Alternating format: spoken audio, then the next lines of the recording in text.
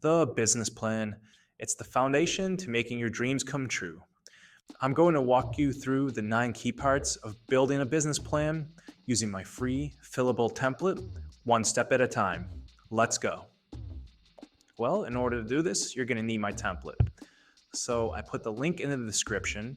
It goes to my Google Drive, and you're going to download the template. All you have to do is click on the link in the description or my pinned comment, and then you'll go to File, Download, Microsoft Word. It'll download. If you have Chrome, it shows up here, and you just click on it. But before you start, you're not going to want to do this and then find out your business name has been taken. So, and an important step to do is go to the U.S. Patent and Trade Office and search their records to make sure your name has been taken. So this is the link here, and it's in the description as well. And you click Trademark Search System, and then you type in your business. So you could just say your business is Smith Coffee. And here's all the ones that are taken.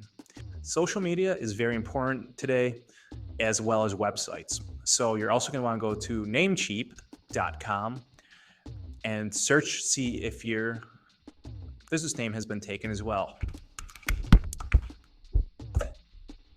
This one has, unfortunately. So you could have a .net, a .org if .com is taken. There's also a new one called .coffee, so maybe you could find smith.coffee. And lastly, you want to make sure your social media handles haven't been taken. So this one is called brandsnag.com, and you could search your company's name here, and I'll search all the social media companies and tell you which ones are available. So again, Smith Coffee is very popular, so it's taken a lot. Instagram, you always have to check that manually. So unfortunately, you have to do that manually, but just click on it and it brings you to Instagram's website. And as you can see, it's taken. So let's get back to the business plan at heart. At the top, you'll find a date. That's where you put the day you created this, or you could put the day of the meeting you're going to have with whoever you're trying to get to finance your business. That could be a bank. Down below, we have a place to put your logo. You just right click on it, change the picture to whatever you want from your device. This would be your business name, your slogan, your name, the business address, and the website. So that's the cover page. The next page is your table of contents. This is automatically made for you.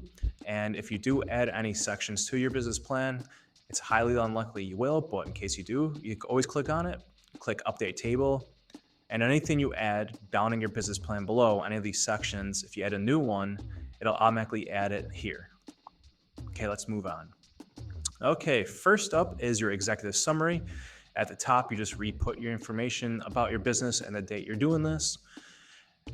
But with the executive summary, even though it's first, it's more recommended to do this last because it's a recap of all the information down below, and it'll be much easier for you to succinctly and clearly recap all the information here as a quick summary for the person you're trying to get to invest in your business, whether that's a bank or whatever. So the parts to it are your business overview. That's just the basic information about your business. Everything's pretty self-explanatory. Your products and services, that's unique to your business. Your target market, same thing. These are the customers you're going after. You want to be specific. You don't want to just say you go after everybody. You want very specific type of people. And then financial highlights. That's how you're going to try to get funding, how you're going to make money throughout the year, and your profits. The second part of your business plan is the company description. These are your industry, your business model, and your value proposition. What this entails and means is the industry you're in and the trends within that industry, your business model, how you plan on making money.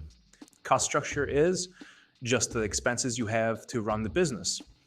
And value proposition, what makes you unique and different from your competitors and the reason why people choose you over somebody else.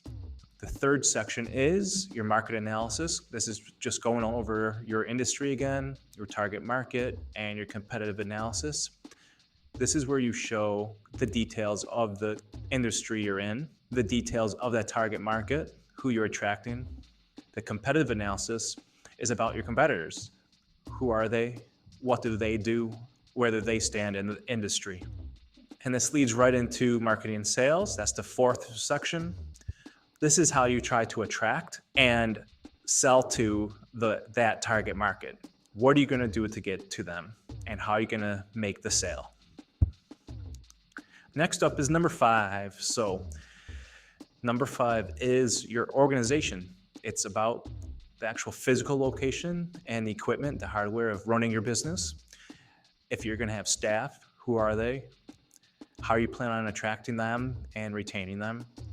If you're going to have suppliers and partners, which you probably will, if you're, say, a coffee shop, you're going to need people to supply you coffee beans, etc. And then you're going to have your production plan. How are you going to go about actually producing the products you make and storing them if you are a goods-based business? If you're a service-based one, it's very similar, but it's just how you go about actually creating your service. So if you're a hair salon, you're cutting hair, that's your service. How you're going to actually go about doing that. Okay, so that leads into number 6, your product or service, depending on which one you have.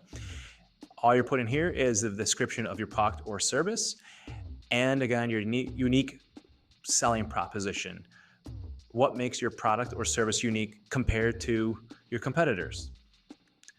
We're almost done. There's only 3 sections left. However, the next 2 are the most crucial because they have to do with finances, and finances also scare people the most, I'd imagine. So I have this laid out for you simply and clearly. So all you have to do is fill in the blanks with the information you already know about your business. So first up is the funding request. This is how people are going to determine whether or not they want to invest in you and what you're going to use the money they give you for. So at the top, that's where you put how much you're requesting and what type of funding it is. It's going to be the dollar amount and most likely a loan from a bank. The purpose of the funding, that's where you put how much you're seeking and what you're going to use it for and in what areas.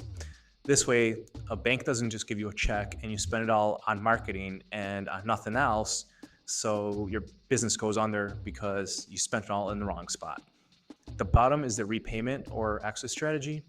That's for repaying the loan, as I mentioned earlier, or if you're going to an investor who's going to invest money in you, and the whole point is to get like a IPO, if you're going to go public and do stocks, that's the exit strategy, right? Something like that where the business will be sold or merged within our company. How do they get their money back when that happens?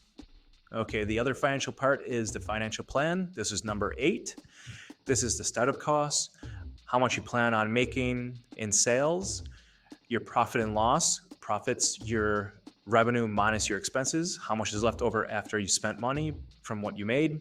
The cash flow is how much money has actually come in compared to how much is going out. The break-even analysis, that's where you're just about making profit.